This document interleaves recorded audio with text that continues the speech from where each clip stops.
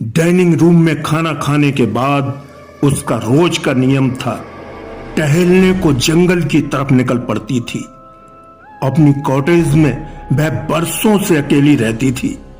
वीरानों से उसे बहुत प्रेम था।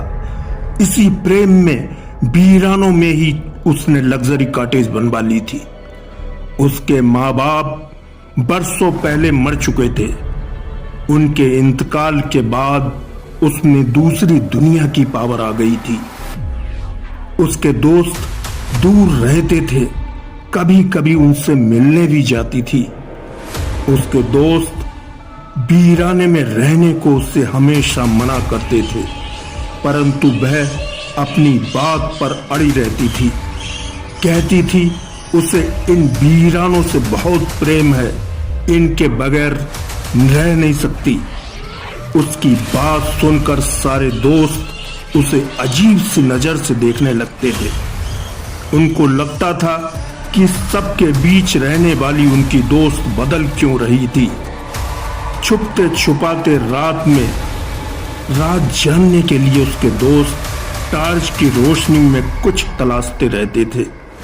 वह नहीं चाहते थे कि उनकी प्यारी दोस्त किसी मुसीबत में फंसे। वीराने में उन सब ने राज ढूंढने की बहुत कोशिश की थी, पर वह कामयाब नहीं हो सके थे। थक कर उन्होंने राज जानना भी बंद कर दिया था। उस लड़की का वही क्रम निरंतर जारी था। डाइनिंग रूम में खाना खाना, फिर वीराने में खो जाना। कौन सी ऐसी शक्ति थी जो उसे रात में उस वीरान जगह पर बुलाती थी और खुशी खुशी वह उसके आगोश में चली जाती थी। देखकर ऐसा लगता था एक नई दुनिया उसका बेसब्री से कहीं इंतजार कर रही थी, जिसकी चाह उसे शहर से इन वीरानों में खींच लाई थी। एक दिन उसके सारे दोस्त उससे मिलने उसके वीरान कॉटेज में पहुंचे थे, जहां उनकी दोस्त बुखार में तड़प रही थी। दोस्तों ने हिम्मत करके एक एम्बुलेंस बुलवा ली थी। नजदीक के एक अस्पताल में उसे भर्ती करा दिया था, जहां उसका इलाज चल रहा था।